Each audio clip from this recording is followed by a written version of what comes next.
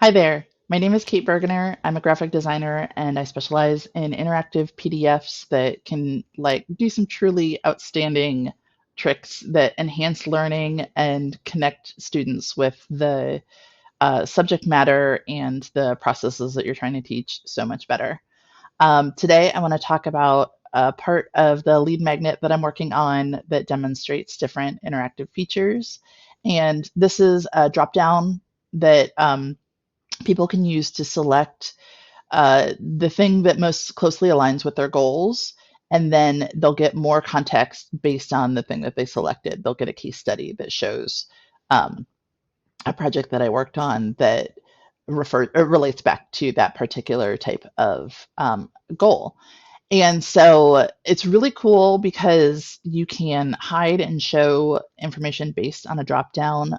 You can also send information to a specific place. I'm not doing that in this particular part, but what they choose will be available later on in the document. So I'll talk a little bit more about that at that point.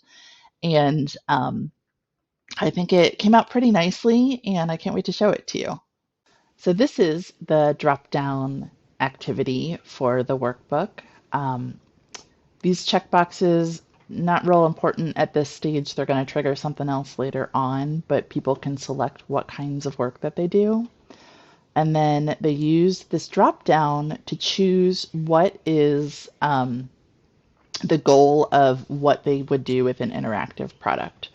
So if they say they want to take the place of some of the client work, then they trigger a case study by choosing that choice that talks about a specific project that I have done that did exactly that. Um, if they would want to catch some of the leads that aren't quite the right fit, again, another case study, it talks a little bit more generally about it, and then it gets into the specifics of this particular project. And then monetizing the knowledge into a digital product, third case study. So whatever they choose here, um, pulls up a hidden button that has information included in it so that they can kind of get a little bit more context on how that might actually work to fulfill their goals.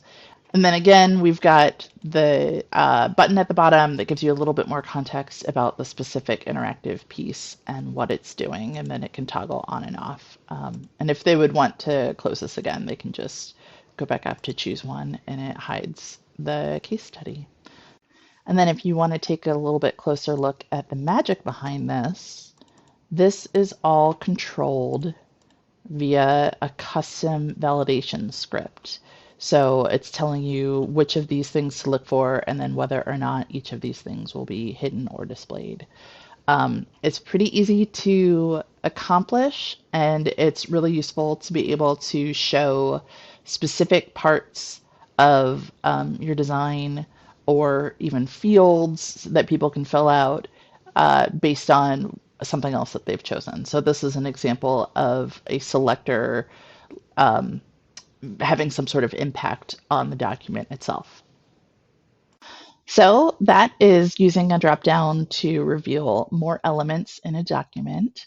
If this is the kind of thing that you're interested in, please check out my website. It's linked in the description below.